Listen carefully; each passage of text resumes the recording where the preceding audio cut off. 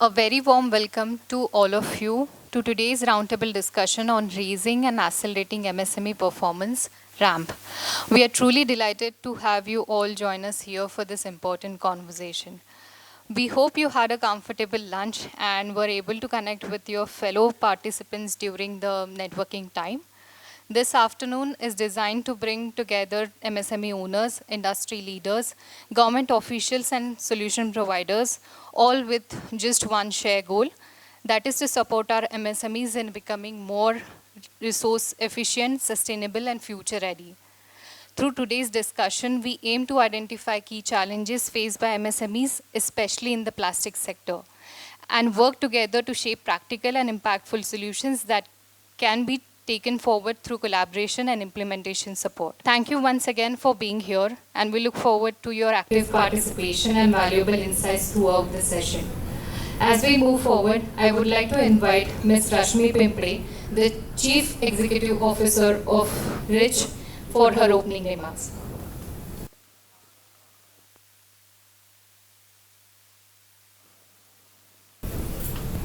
Thank you, Aboli. Very good afternoon to all of you. It is indeed my pleasure to welcome all of you here for this roundtable, which is part of RAMP and the component greening of MSMEs being administered by RICH. RICH, as many of you would know, is a Government of Telangana initiative launched in 2017 by the Industries and Commerce Department of Government of Telangana.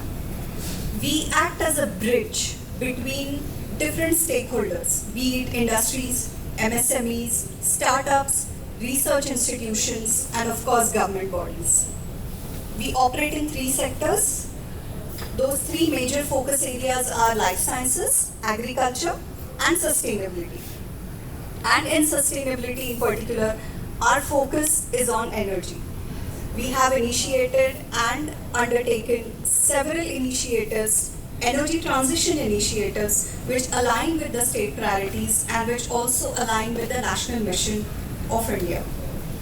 As all of you would know, the Government of Telangana has launched two very important policies recently. One is the MSME policy and the second one is the Clean and Green Energy policy. In MSME policy, several key aspects have been looked at to improve the competitiveness and the resilience of MSMEs.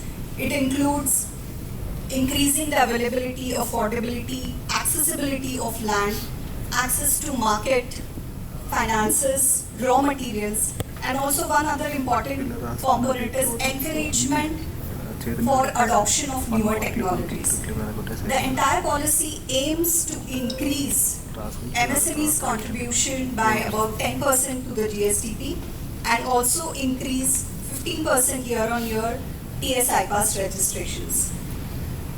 Similarly, the Clean and Green Energy policy touches upon various aspects like energy transition, EVs, waste to energy, green hydrogen, and several other components. It also has aspects related to PCB clearances, electricity exemption, water charges reimbursements, and so on. So the government realizes that MSMEs are the backbone of the economy, and through these important policies, the government is trying to strengthen this backbone. We all know that our journey to net zero, the state's journey, the country's journey, cannot be complete without onboarding MSMEs. At the same time, adoption of cleaner and greener practices are going to benefit MSMEs immensely.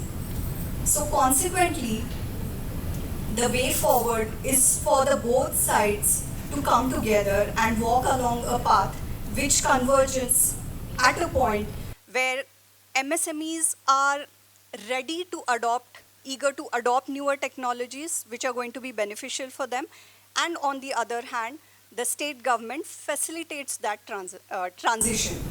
And we believe that RAMP is one such program which will do it very effectively. So with that, I once again welcome you all for this roundtable, important roundtable, and I hope that you will be providing your insights on what are the barriers and what are the opportunities that you would like to take up during this discussion. So thank you once again for joining, and I hope we all have a very productive and insightful discussion. Thank you.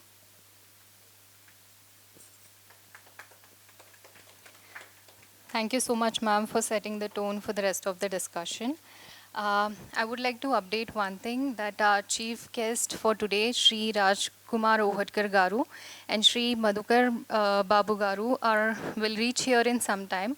And after they reach here, we'll have their addresses. But in the meantime, we would like to move to our next session, which is about greening MSMEs initiative under RAMP. And for that, I would like to invite Mr. Srinivas Cherla, Director of Sustainability at REG.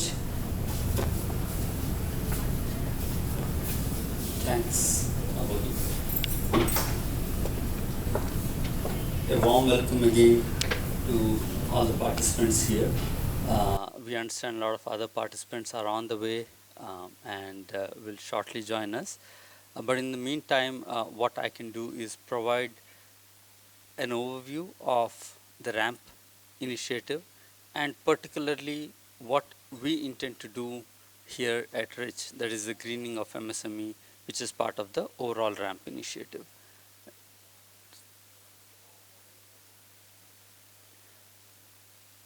So, Rashmi has already given an overview of what we do at REG. In the sustainability vertical in particular, we work on multiple areas that enable the ecosystem. We work with startups, we work on projects, large interdisciplinary projects, for instance, setting up a green hydrogen valley, preparing roadmaps for the state and policy advocacy for the state. We are working on a JICA project JICA funded project on watershed management in the state of Telangana. Right? And one of the key initiatives that we are talking about over here will be around raising and accelerating MSME performance. The various other projects in critical areas like e-mobility, energy transition, and circularity that we undertake. To get a sense of why MSMEs and why greening, I tried to pull some stats out very quickly. Basically, MSMEs provide about 46% of employment in the state. They contribute anywhere from 10 to 15% of the state GDP, depending on source that you pull the information from. And they do have a significant role in the growth story of the state. If you look at the distribution, we have a vast majority, almost 95% of the MSMEs are micro industries, followed by small and medium industries.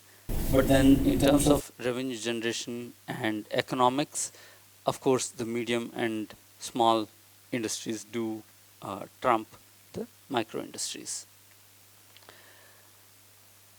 Therefore, MSMEs are crucial for the growth story of the state. On the other hand, when we look at how resources are being consumed, and if we were to take energy as a index for resource consumption of MSMEs for a second, then what we see is of the total energy consumption for the state of Telangana, which is about 70,000 gigawatt hour, a vast majority, about 40% is consumed by industrial segment, 60% goes into agri and residential areas. And even among the industrial sector consumption, MSMEs consume about a quarter of it. So we get about 7 gigawatt hour, or 10% of the total energy consumption of the state is taken up by MSMEs. Further, if we look at the green aspect of it, that is, okay, how much of this energy is renewable, how much of it is green, we end up with only 1%. So of the total energy consumption in state, in MSMEs, we only have 1% of the energy which is green. So there's enormous scope for greening in MSME sector. Even if we, even the other sectors, but let's talk about MSMEs here since we are in an MSME forum. What are then the priorities and imperatives which drive greening of MSMEs? The key levers are again economic, market, and various other social factors. Economically, we're looking at reduction in production costs. Whenever sustainability is adopted, it naturally reduces the cost of production. Access to lower cost finance. A lot of banking and financing, climate financing, is readily accessible for industries that are taking up greening measures at a lower cost than market rates. And also government is heavily subsidizing and pushing MSMEs to adopt greening initiatives. In terms of market, there is demand and growing quorum among the industry that, okay, we should be moving towards green sourcing. Therefore, eventually the big automotive players, the big demand generators in the plastic sector will definitely require greener alternatives and greener sources of production or components in the industry.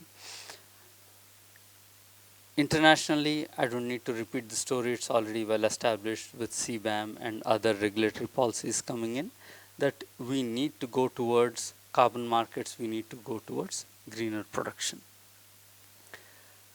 There is also now, with startups and innovations picking up, access to a lot of new technologies that MSMEs can leverage in their production. And in fact, even societal and regional pressures are playing in. We are seeing a lot of industries, polluting industries, move to outside of the cities and other things. So the society itself is requiring industries to be non-polluting and complying in the green area. MSMEs have been pioneers and will be pioneers. I do have a strong belief in that. They have already adopted many of the greening initiatives like deploying VFDs, waste heat recovery systems, shifting to energy efficient equipment, adoption of renewable energies, taking up preventive and breakdown maintenance, digitizing their factories, right? Going towards common facilities, establishing effluent treatment plants, and several other things which help in greening of industries.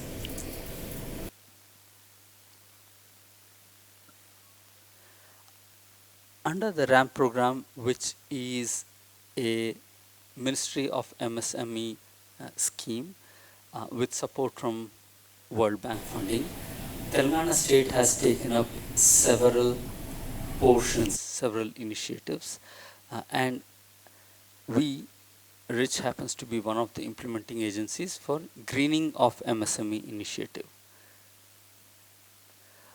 Other implementing agencies such as Industries Department, they're working on developing a consolidated database of MSMEs. NIMSME is working on strengthening the existing support mechanisms for MSMEs through DICs and DDCs. IIT Hyderabad will be working on setting up a center of excellence, design excellence, which will specifically work with MSMEs in their IPR generation, in coming up with newer design and newer product designs. Okay. TGTPC, we have a few representatives, I think they're out there at lunch.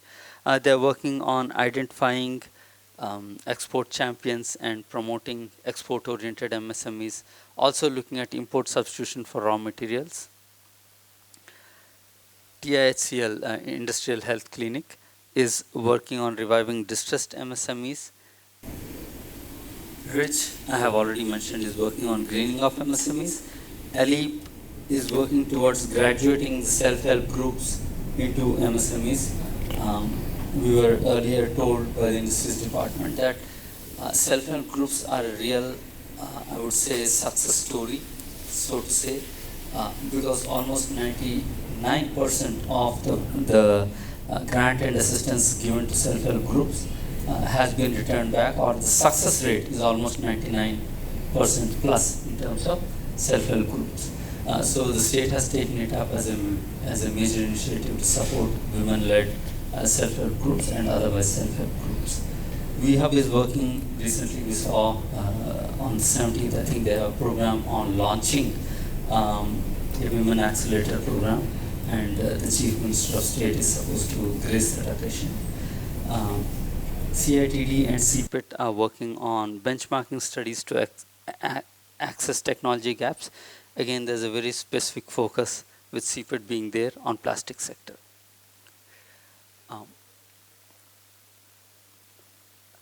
So what is Rich going to pursue as a part of this greening MSME initiative? Broadly, we can say it's a 6-stage implementation plan, starting from mapping of MSMEs, mapping the MSME clusters, the technologies that are used in the clusters, identifying energy intensity of these MSME clusters, and then doing a detailed project planning, which leads into, once we know who to target, how much to target, then we get into awareness creation campaigns and onboarding about 2,000 MSMEs through various activities. Of the onboarded MSMEs, we then get into assessments, energy audits and carbon footprint audits for all of these MSMEs, which will be done at no cost to the MSMEs. So all the support in the program, technical assistance, any business assistance, or any other implementation assistance comes at no cost to the MSMEs. Once the assessments are done, then we would know exactly what interventions can be taken up by the MSMEs, whether there's a need for any innovations. And this program today, this roundtable session, is part of that, in the sense need identification for innovation, identifying the problem statements, and then it will be taken up as a part of a hackathon and innovation challenge in the coming months. Okay. Once we know the need, once we know the requirements from the industry for innovation, we're going to launch off several innovation challenges. Where mature technologies already exist, we can straight away move into the execution and implementation, handholding support, DPR preparation, fundraising. All these will be supported by the RAMP program at no cost to the MSMEs. Eventually, once the projects are grounded, we will enter a long monitoring and evaluation and support over the next few years.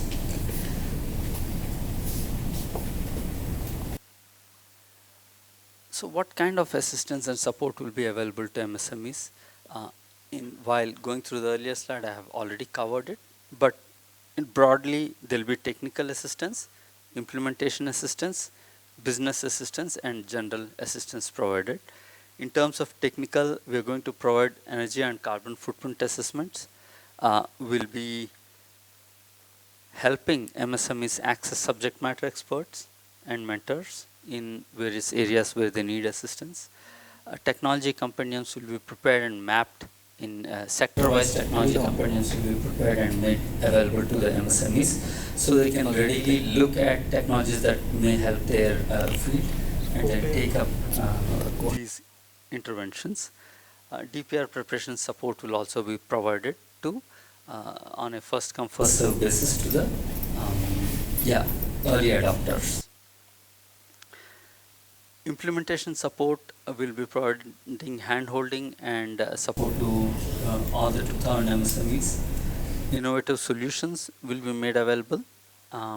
Bundled packages will be created and be shared with the MSMEs for easy adoption. And vendors will be empaneled and made available so that MSMEs can straight away, they don't have to spend too much time on again looking at the credentials of these vendors. They can go ahead and straight away get to business in terms of getting them to implementing the interventions. Will also help in terms of any guidance needed in local regulation compliance, leveraging government schemes, and since this is not a program in isolation, but a combined program where several other implementing agencies are going to be working on various other aspects, of ramp program, there will be multiple kind of multiplier effect because of various other government schemes overlapping simultaneously. In terms of general, we are going to be doing a lot of awareness creation through online training programs, online and offline both, on various aspects around carbon footprint, carbon tracking, maybe around water conservation, around renewable energy adoption and integration in MSMEs. So several themes have already been identified, and we'll be sharing these they'll be calendarized, and on an ongoing basis, there will be a lot of training and capability building for MSMEs.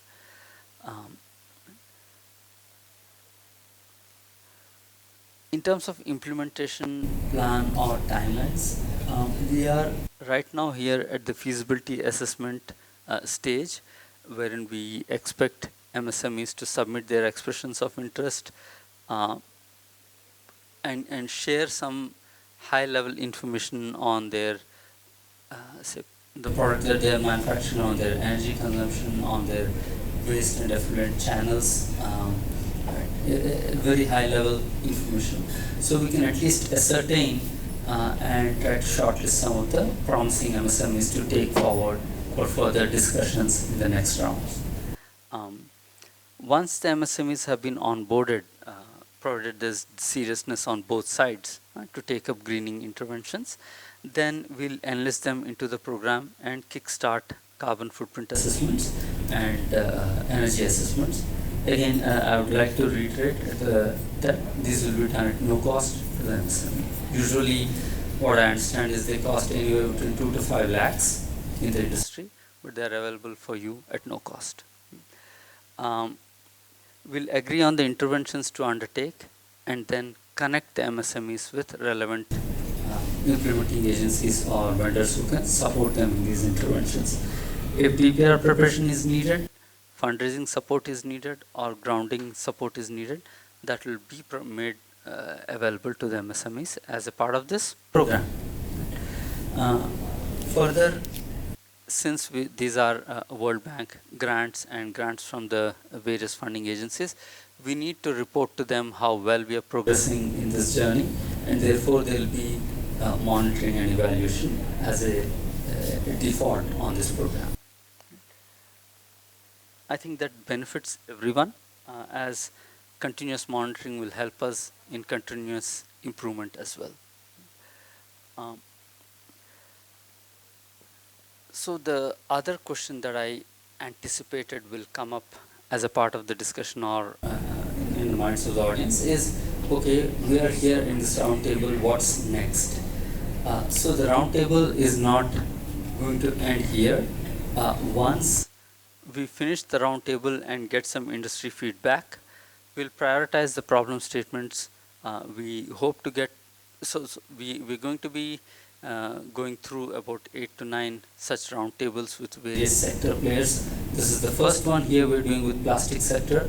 We'll be doing the same with pharma sector, with food processing sector, with maybe rice milling sector, with textile sector, with spinning mills. So there will be other sectors that will follow through, and we'll capture and prioritize problem statements from all the different sectors. Then we'll go through a theme-based calls for application and innovation from innovators and startups. Once the innovations are shortlisted by an evaluation committee, we'll go into a hackathon wherein some of these innovations, selected handful of these innovations will be pitched to the larger MSME audience. So these will be larger events where pitch will be made to the MSME audience, and according to the response that we receive, we'll be selecting some of these solutions for incubation and further rollout in the industry. Implementation will soon follow. Once the solutions are demonstrated by the startups or innovators, we would then again request the MSMEs to come forward and adopt some of these solutions. So that would be the culmination of what we are starting today in this event.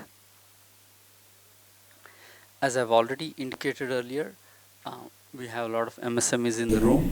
We earnestly request MSMEs to fill up these expressions of interest forms. The volunteers will come and hand them over in the due course.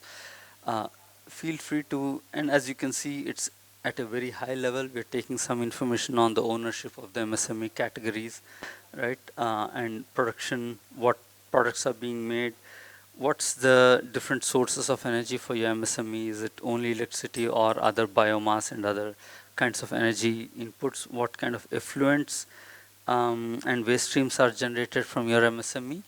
And if you already are aware and can point us out to some of the most energy consuming or some of the most hard to abate kind of areas in your industry, then we can focus on those areas.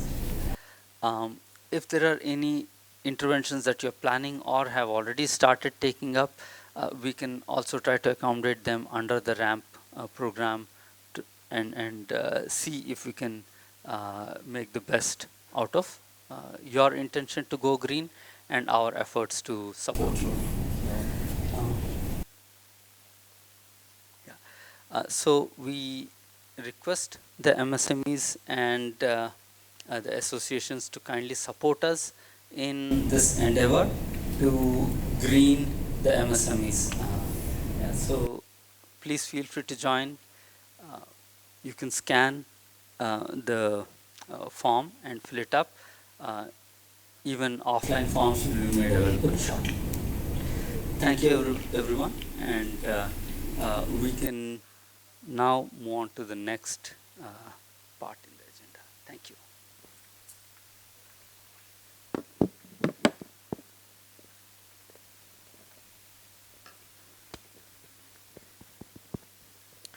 Thank you so much, sir. With that, we would like to move to our next line item in the agenda, which is a panel discussion about perspectives on the need of the hour, decarbonization. I request a few members from my team, and if the facilities team is available, if we can arrange chairs in the front of. Thank you, Bhavar sir. Thank you, Sanjay Garu and Swarup sir for gracing the occasion. I would like to have a couple of mics over here for the audience, for the panelists as well. For being here on our invite. And I'll jump straight into the panel discussion. The whole intent of this panel discussion was try to get an insider view of what major industries like Shrinath Rotopack or Sudhakar pipes, as they're well known, and Srichakra Polyplast. What such industries which have been pioneering in the state of Telangana in the plastic sector have been doing right and have been doing consistently, which has helped them grow from their humble beginnings as a small industry to where they are, majority of them are listed today and large industries now. Okay. We will try to understand how they have used resource reduction frameworks, how they have used process optimization frameworks, and how they have used supply chain decarbonization in growing to being a large industry. I would like to start off with a question to Bhavar sir first. Bhavar sir,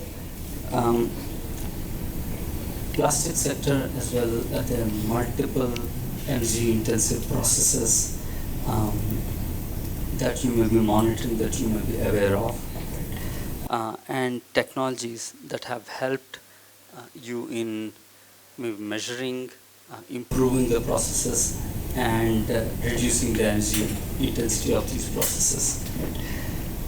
So I would like to understand maybe generally how important is greening and resource reduction and cleaner production for your industry and its survival, right? And how has your journey been at Srichakra in that direction? Sorry, yeah. Srinath. Yes, sir. Sir, we started our small unit in 2000 with a 100-ton capacity per month. Now we are doing almost all 5,000 tons per month. And presently, for the sustainability and greenability, we are using latest equipment of European industries, which will save our power consumption and give us a more production. And other than this, presently we are having a solar energy, which is a cost reduction to our industry and save the energy also. Other than this, we are using rice husk instead of this coal, which is again a cost effective and save the environment. And again some small incentive we take, like that we are providing the common transportation facilities to all of our workers. They are not allowed to come in the private car.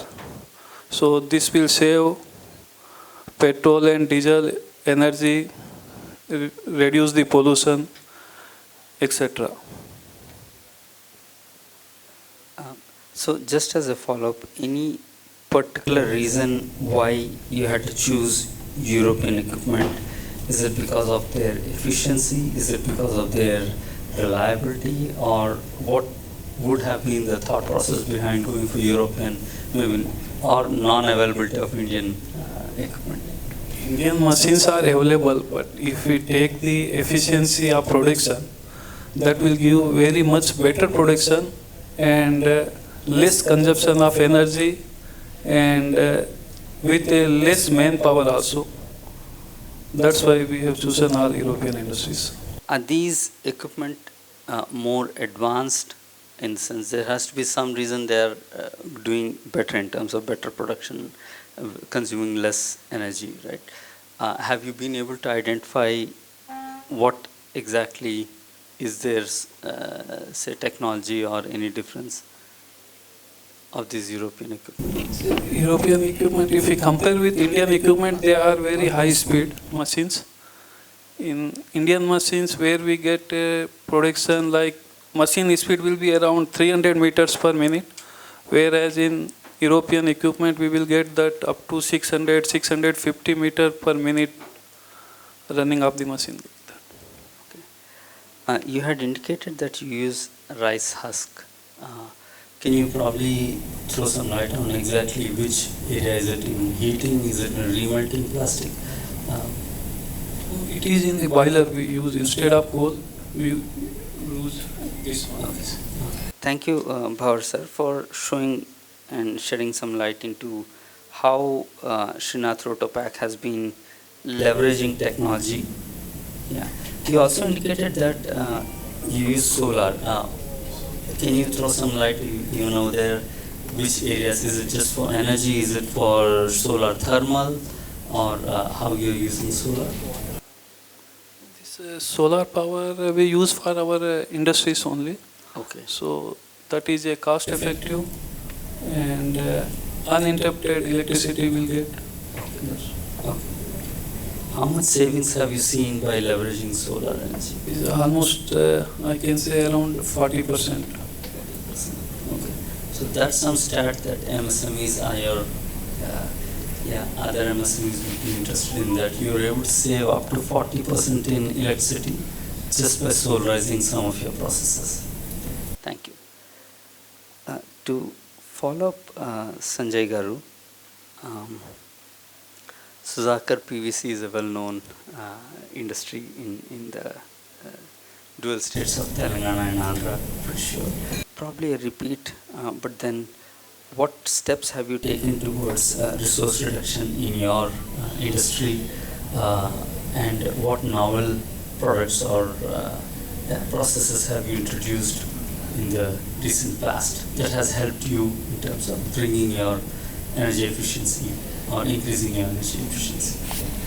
First of all, thank you for inviting me to this panel. Thank you to the government and thank you, Srinivas Garu. Um, so just to give you a history of our company, we started in 1971. When we started manufacturing of pipes in 1971, the output of each machine was around 50 kgs per hour. Basic science, if you see, the melting of PVC is the same if you output 50 kgs per hour or 1000 kgs per hour. You melt PVC at the same temperature. So the basic concept is if you increase the production capacity for each machine, you will decrease the per kg consumption of energy for producing that particular part or pipe. So we were producing it 50 kgs per hour. Today we have machines that are producing 1 ton per hour or 1.5 ton per hour. So that in itself is reducing our consumption of energy for making the same amount of product. Second, like Baba sir said, we use solar energy wherever possible. It is free energy coming from the sun. You get return on investment in 5 years at the max, 6 years. In today's prices, I think it's probably even faster. I think the government is also pushing all the industries to get it with very good loans. I think even today, I think you can get it without any down payment. You can get solar loans. So it's an easy, free energy. I mean, it's a no-brainer getting solar energy. And the only thing that stops us is the government policy. Telangana government at least doesn't let you do net metering for more than 500 kilowatts. So we are restricted to put only 500 kilowatts as of now. If they let us, I think if any industry, if you remove the cap, the amount of solar energy, rooftop solar energy will go up multifold. Okay. Secondly, I mean, other things are we are one of the first ones to start using ERP software, SAP ERP software in the year 2009, 2010. We were still in MSME at that point of time. I think our revenue was below around 200 to 250 crores, not even 200 to 250 crores. And we took that bold step at that time, invested in software, is because we saw a lot of changes in our planning. We saw a lot of changes in manpower utilization. We saw a lot of changes in our financial accounting. That helped us a lot in reducing our manpower, reducing our power production planning. We really improved our outputs. We really improved our production machine planning when we implemented such software. I think you don't have to implement SAP, but MSMEs, if you can, go with some good ERP software that would really help in your supply chain, that would really help in your production planning, that would really help in overall efficiency of your company. I think that those are the major points. Thank you, Sanjay Garu. And a question now for Swarup Garu. Right. So, at Srichakra, again, what are the macro trends that you have been tracking and following in the area of sustainability and greening? And because you have been tracking it diligently, what are the interventions that you have taken up already, and what kind of savings and cost reduction has it resulted for you? Thank you, Srinivas Garu, and thank you, Rich, for inviting me here. It's an honor to be part of this panel. I would like to take a minute to just give you a backdrop of what we try to do as an industry. Most of you are seeing the PET bottles, the bottles there. Any of you, can you let us know, once you are disposing this bottle, what happens to it? Does any of you, I just want to get a feedback on whether you are aware of what happens to this bottle once you are disposing it.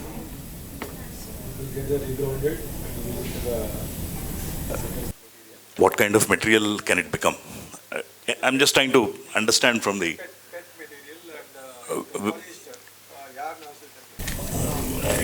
You've got the answer, but then, yeah.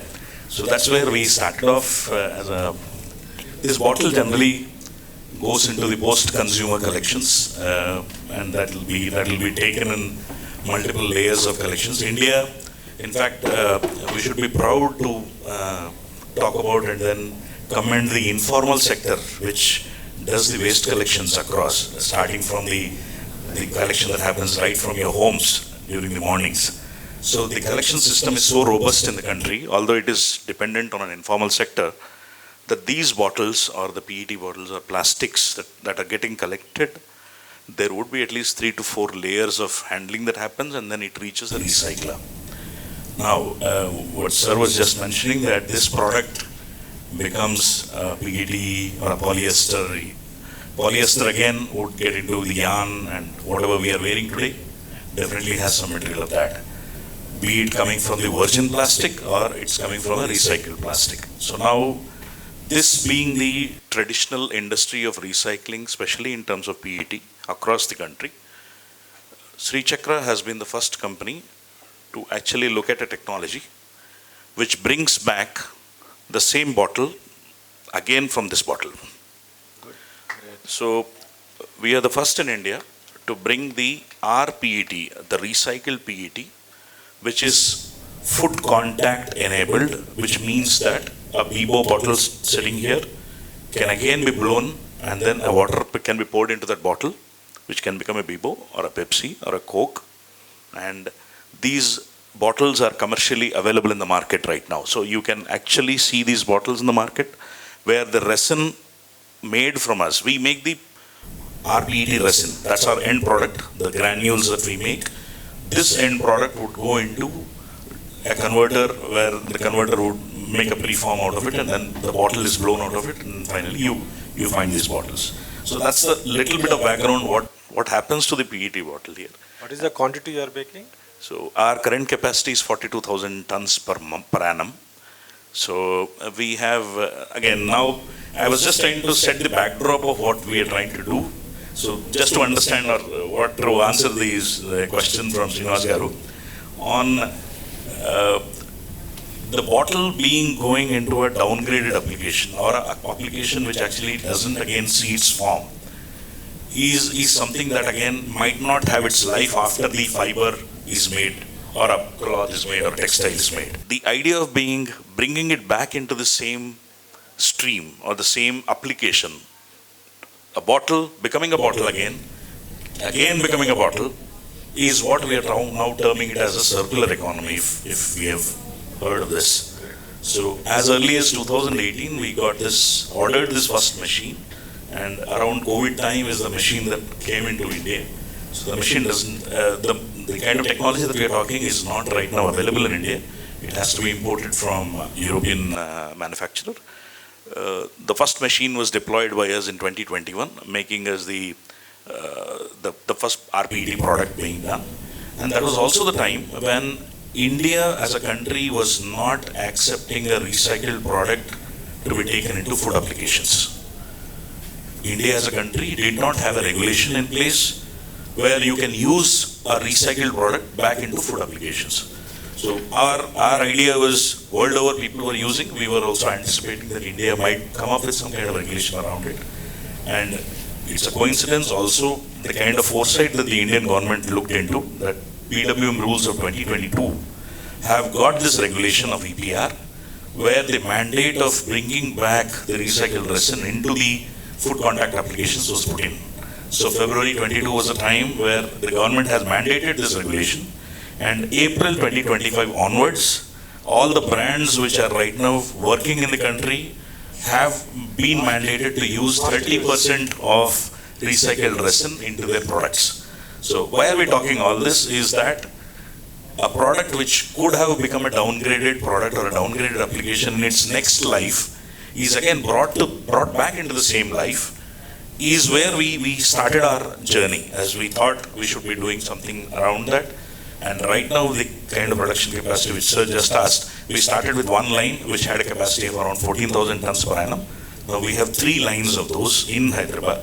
So we have the capability of producing 42,000 tons per annum. And just to give you the kind of metric of the regulation of 30% to be used across the brands across India, to cater to that regulation, India needs 4 lakh tons of this product per annum. So whereas we are around 42,000, so around 10%.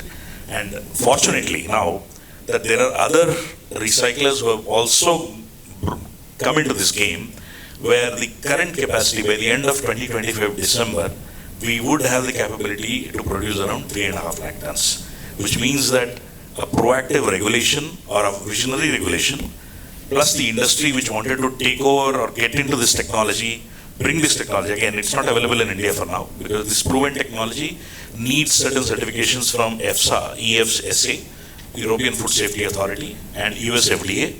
And this regulation is again mandated by the FSSAI, the Food Safety Authority in India. So all these regulations to be part of, you clear all these regulations, you need those machines to come in.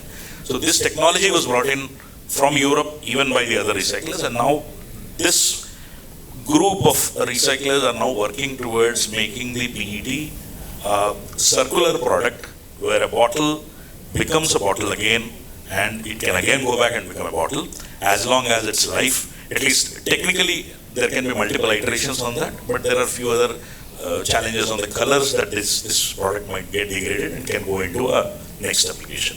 So with this kind of backdrop where Srichakra started working on, so the idea of getting into a circular economy itself means that we are avoiding that much amount of virgin plastic we used to make a bottle.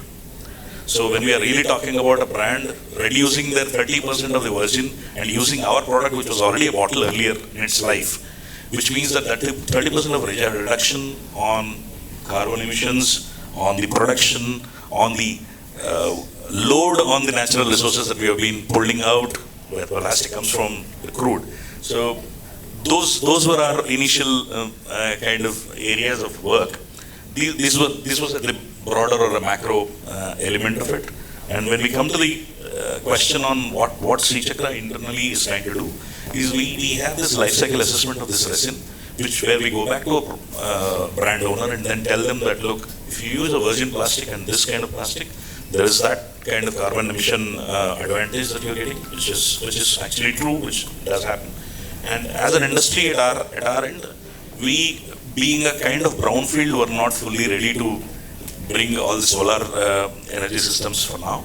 But this year onwards, we are actually planning to look at few acquisitions in and around Telangana to look at and support some energy requirement, because this industry is water intensive and energy intensive, because the washing of PET bottles actually takes a lot of water, and our ETP with the kind of zero liquid discharge setup that we have made, we would be able to recover somewhere around 85% of water that is being used at an RO level kind of grade, and then it can be reused back into our processes.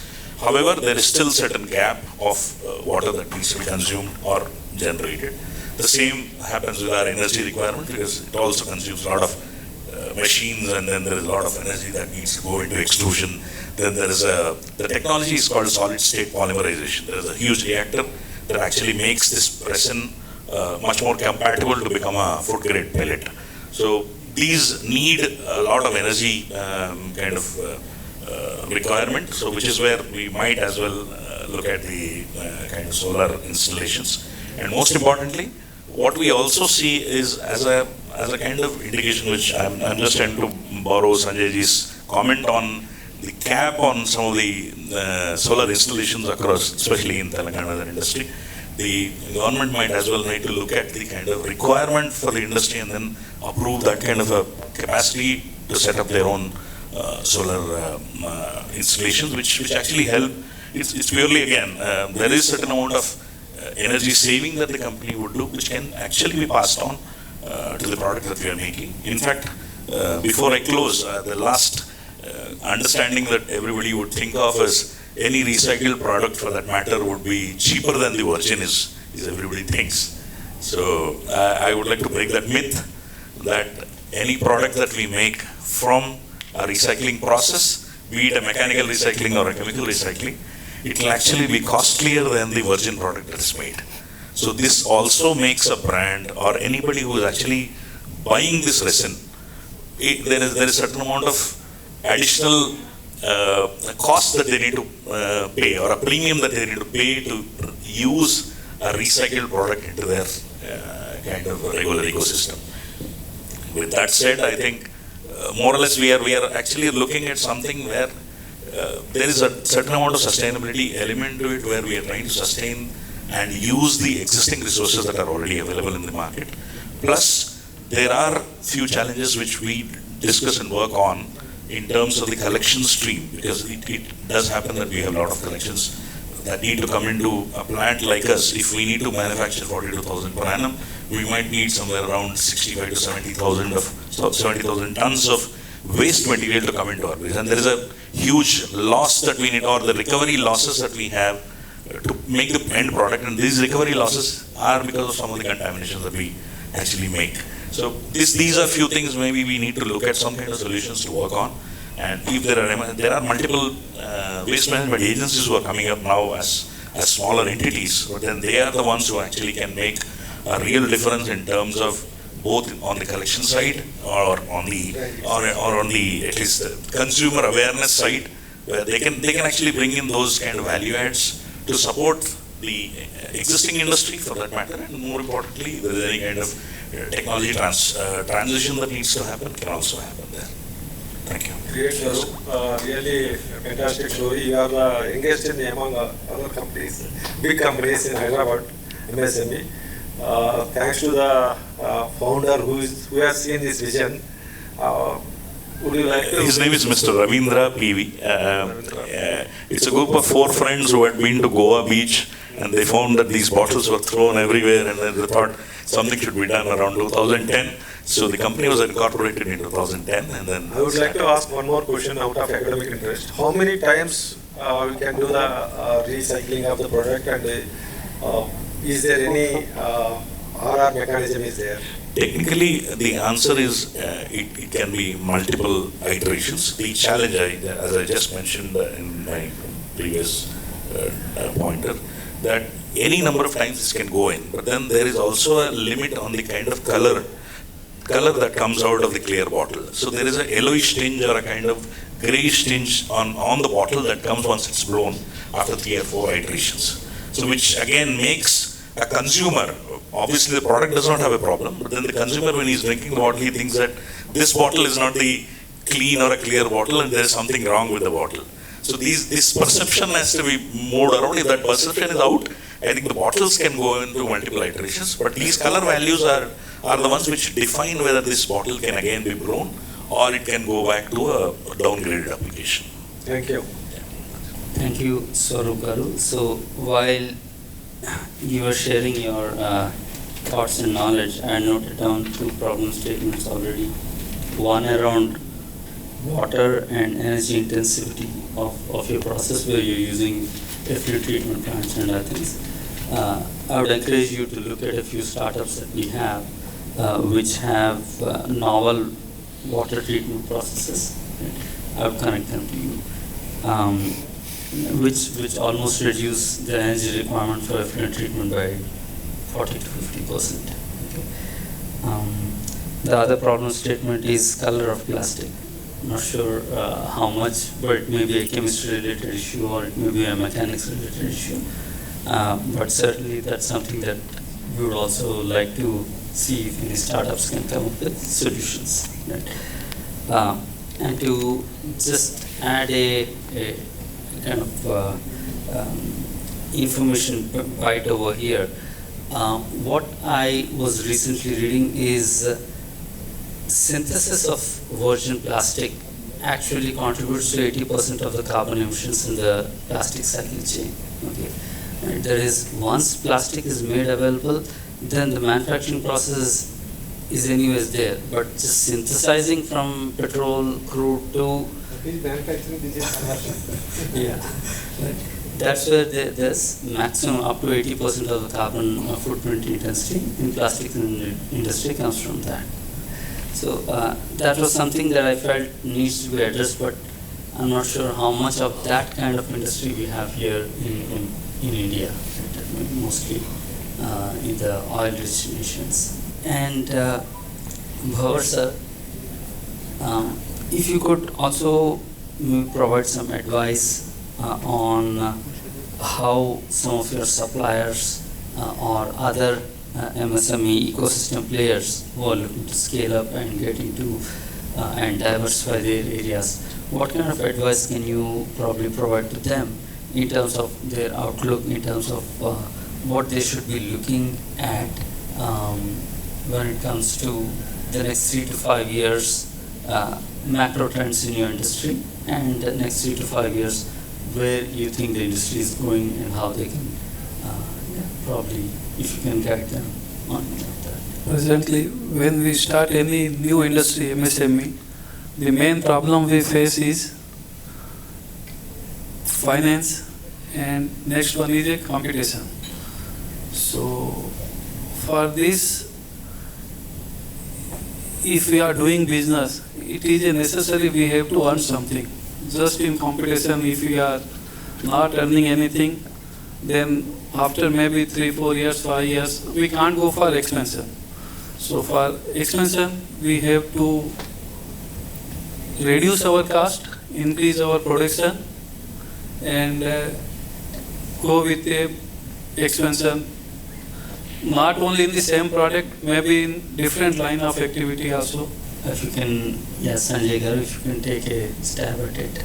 New types of products, specifically for pipes, there are always some kind of new pipe that is coming out. The new one is the multi-layered pipe, where you have a metal component between to strengthen the pipe. It is mostly used in high pressure applications in construction industry. That is a very good industry that is coming up. There are other couple of pipes. One is double-walled corrugated pipe, which is a non-pressure application where it's used in drainage pipes. It has a very good ring stiffness with the same amount of thickness of the same amount of polymer that you would use for the same size of the pipe. That is a good industry to come up, and the government is pushing to change most of the concrete pipes, the drainage pipes, into plastic pipes. So the internal flow will be smoother, the installation will be easier. And third one would be a big change that is coming up is OPVC pipe. OPVC pipe is something very new to the Indian market that has picked up in the last couple of years. This is a pipe that can replace a traditional ductile iron pipe up to a size of 500 mm. Imagine a plastic pipe replacing a ductile iron pipe in high pressure application. It is only possible because of this new technology, and it is coming in a massive way in the country. This initial investment is slightly higher, but it's good for an MSME to look into it. Do you have any suppliers or key component manufacturers in any of these areas, or is it something that you have developed completely indigenously? And no, all these are regularly available technologies, even in India or outside India. It's not hard to find them. These are not novel technologies. These are perfectly accepted technologies around the world and even in India now. So, if I may just add one more question to it. What are the innovations or areas of innovations where you think startups or innovators can come in and support in your respective industries? There are a lot of things, Andy. I mean, the main thing would be preventative maintenance is something that, as in general, the startups can look at. There's a lot of work going on in when the machine is going to go down, Factory 4.0, having a digital twin of factory, where you have a complete map of what you have in the factory into a digital version, so you can have, when the degradation of certain pipes are going down, certain machines are going down, have a life cycle analysis or on the fly. We're not going to wait until the machine is going to come down. We can analyze the degradation of machine on the fly using a digital twin. There are multiple other things. There's a lot of work that can be done in Industry 4.0. Industry 4.0 now is becoming a little old, but in India it's still a lot of work to do in Industry 4.0 to get a lot of data for the machine. So there's a lot of data acquisition from the machines that can be done. A lot of analysis on that data can be done. And all these tools are readily available, but integration for Indian consumers, integration for Indian manufacturers is very new, and a lot of people have started to do it. And I think a lot of startups can help in integrating, because startups in general are very savvy with technology. And most of the manufacturers are not in terms of digital technology. If you can bridge that gap between the digital gap between the regular manufacturer and give them new technologies for them to integrate, I think that will be a good place for start. Thank you. Swarup sir? Yeah. I think the same thing for you is if you have thought of any areas where innovation can support your sector, your industry. Yeah. So quickly, in terms of the technology that we discussed, which actually is one of the largest and also the kind of heavier component in the kind of process that we do, the recycling setup. What we also look at any kind of downward integration or backward integration in terms of the entire supply chain being managed, or there can be a provision of those startups which can look at integrating the backward chain of all the 4 or 5 layers that we today deal with. That becomes critical in terms of the product that we make, because most of the brands right now are more inquisitive to know where a particular product is coming from. So something like a simple term called traceability. So they want to know where this material has come from and who is the kind of beneficiary or the end waste picker who would have picked that bottle which currently became this resin. So this is right now becoming a kind of a mandatory requirement for some of the brands to come up with. They are expecting this as a requirement. So in terms of addressing this traceability, there are multiple, again I would say, multiple startups looking at different technologies to at least collate that information in terms of our existing supply chain, although informal, but then there are at least 4 to 5 tiers of those informal waste collectors who work in the stream, and there is always data that gets questioned. So everybody says, I have brought this bottle from Hyderabad, then the brand asks this question that, are you sure that there is no child labor involved in this? Or somebody might need some specific other information where there is no human right violation. So the brands are now becoming more sensitive towards some of those elements, and as a supplier to a brand where we as part of their supply chain would have to be robust, would have to be more traceable, and more importantly, we should be able to give them that specific input on how we can make our product more supply chain resilient. So in terms of that, this being a problem statement, we expect that some of the startups to look at this, any kind of technological intervention or a physical intervention, where they can look at integrating some of the supply chain tiers that we have. We don't want anybody to be replaced, because these informal waste workers cannot be replaced, because nobody can do this job which they are doing actually. And then when we are actually claiming that that's the best and the efficient way of collection, we don't want somebody to replace it. We only want somebody to give a proper designation around that traceability element and then bring that value into the system. And any startup which is actually inquisitive to work in this kind of domain will suit the purpose. In terms of the recycling as a kind of industry, this becomes a very capital intensive kind of setup that we are now into, and with the kind of competition which Bhavasar was just mentioning, that there's a lot of money that needs to be put in when you look at that kind of a scale. And for a startup, I think there are multiple solutions that they can work on which facilitate any kind of supply chain intervention which we right now have. So that's where I think might be a value add for us. Thanks to all the panelists here for sharing some thoughts on how greening and how resource efficiency has been vital to the growth of some of your industries, how you're looking at newer technologies, newer kind of production methodologies that have given you an edge in the industry, and of course highlighting some of the problem statements, whether it is in terms of renewable energy integration, in terms of chemistry of plastics, or water intensity reduction in terms of washing, and several other areas, Factory 4.0 and other traceability aspects. So these are some of the things that we will take down as some of the key problem statements. Of course, as a part of the day, there will be multiple roundtables and industry discussions where we'll be sourcing many more such problem statements. But this session here was supposed to be an icebreaker in terms of at least setting the context, setting the discussions rolling for the forthcoming roundtable sessions in the next few hours. Right? With that, I would like to conclude the discussion here. If any of the panel members would like to share final thoughts, certainly we can circulate the mic around. Okay, in that case, thank you. Thanks for taking time out. Would request you to actively participate in the roundtable discussions with the other industry members. Thank you, Srinath.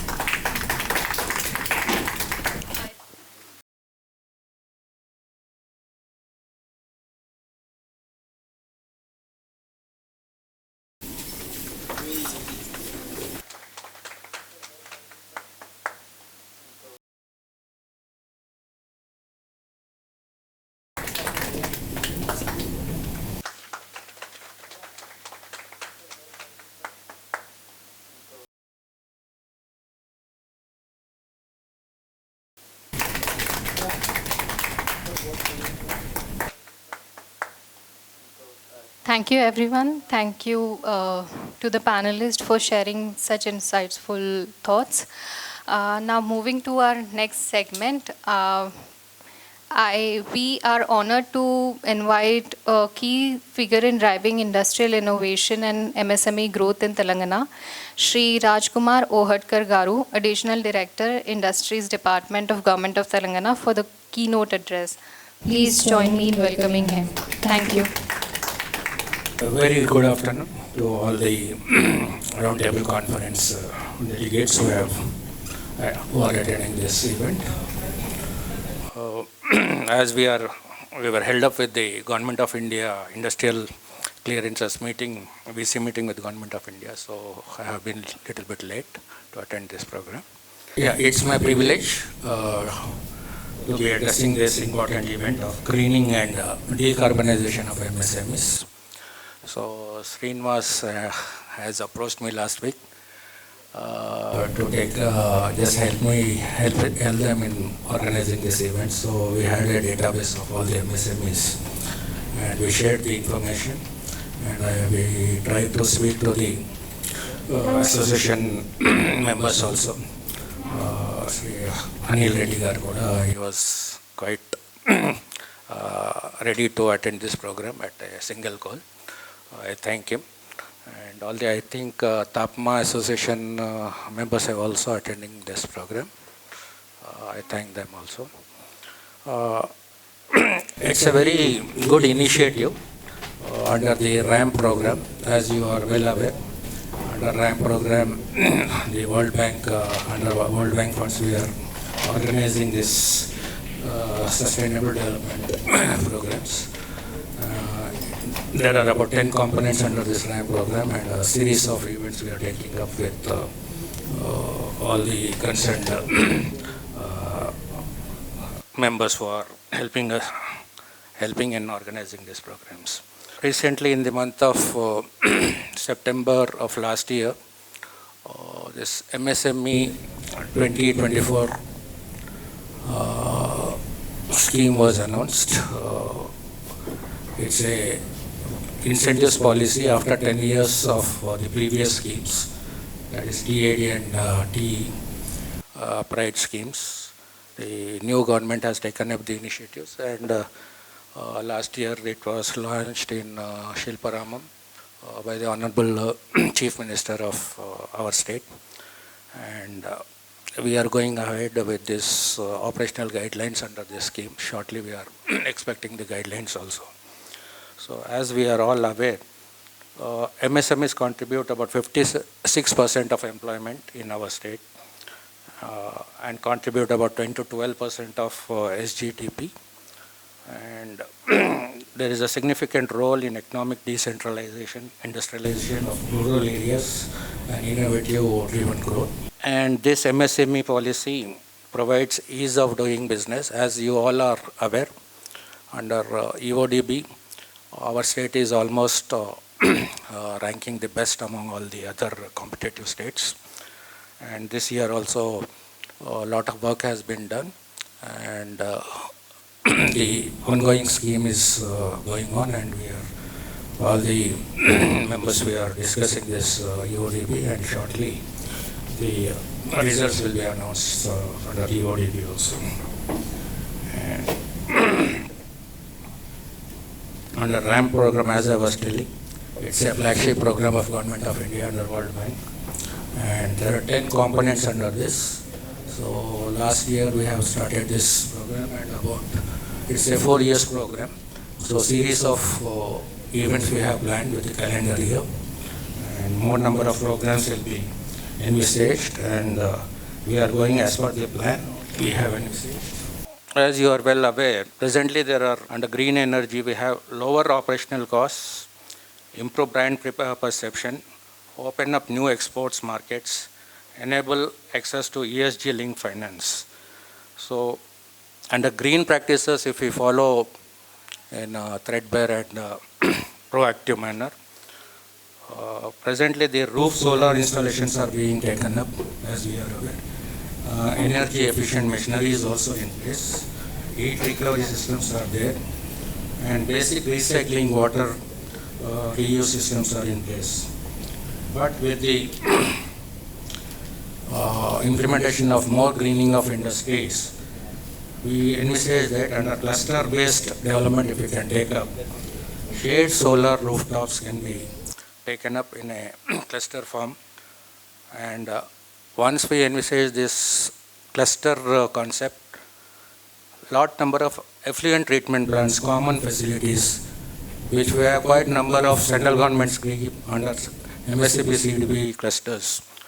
We are given directions to all the GMs in the state, and they are also identifying the MSME clusters in their each district, and we are recommending from at least one district, one cluster can be identified by the GM, and we are working on that. So under this greening, group power procurement via captive PPS can also be envisaged, because as you are aware, our under RAM program, self-help groups should be assisted and they should migrate to the MSMEs, and quite number of self-help groups under the state scheme also. We are trying to help the self-help groups with the scheme envisaged by the government of Telangana also.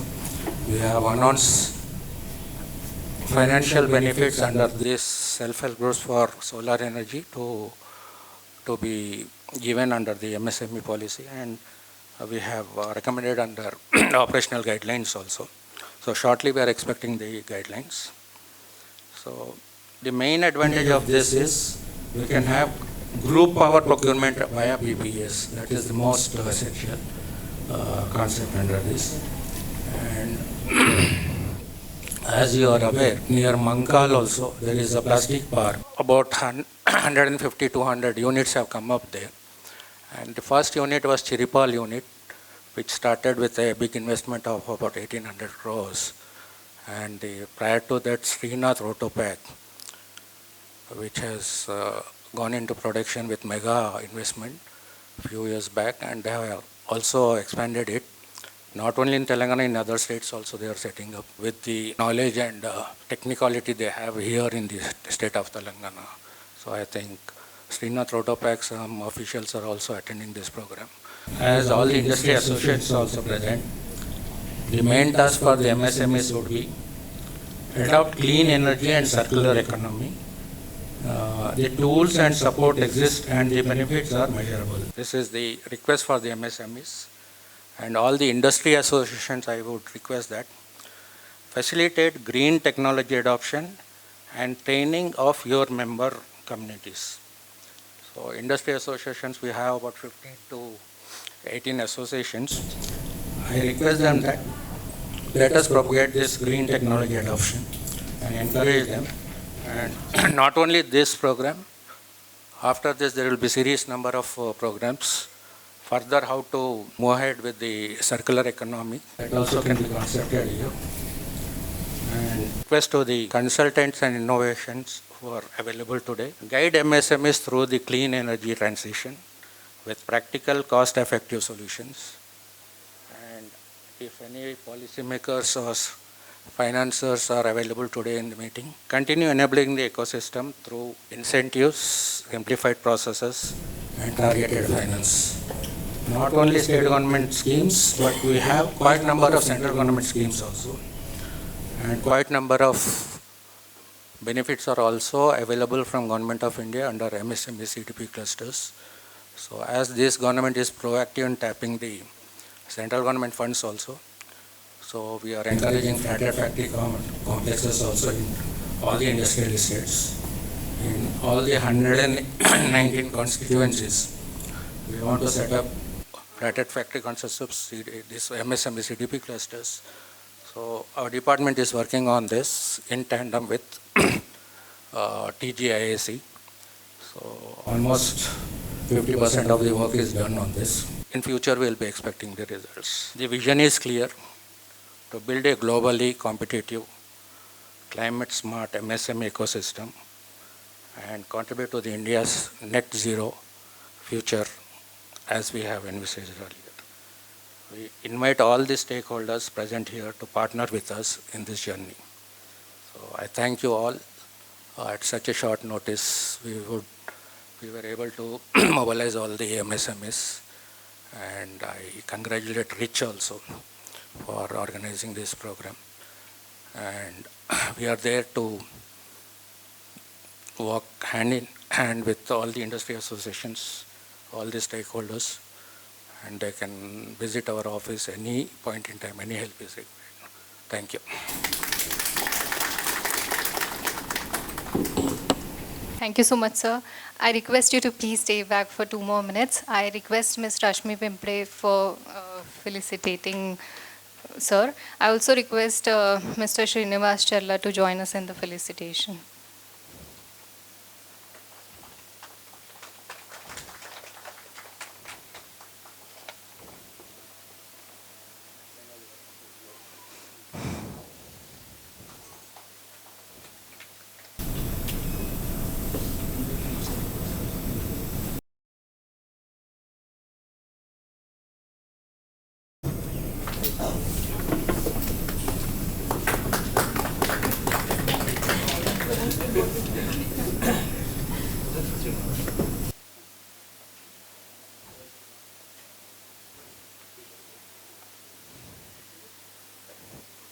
Thank you so much, sir.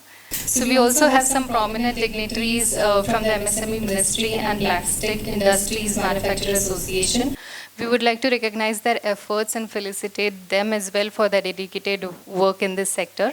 For this, I invite Shri Sudhir Kumar, Retired Assistant Director, MSME DFO. Sir, I request you to please come on the stage.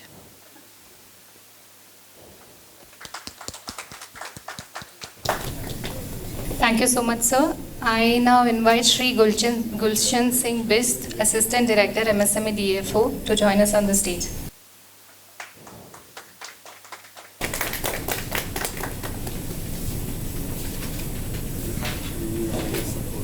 I now invite Mr. Anil Reddy, Senior Vice President of All India Plastics Manufacturing Association, to join us on the stage.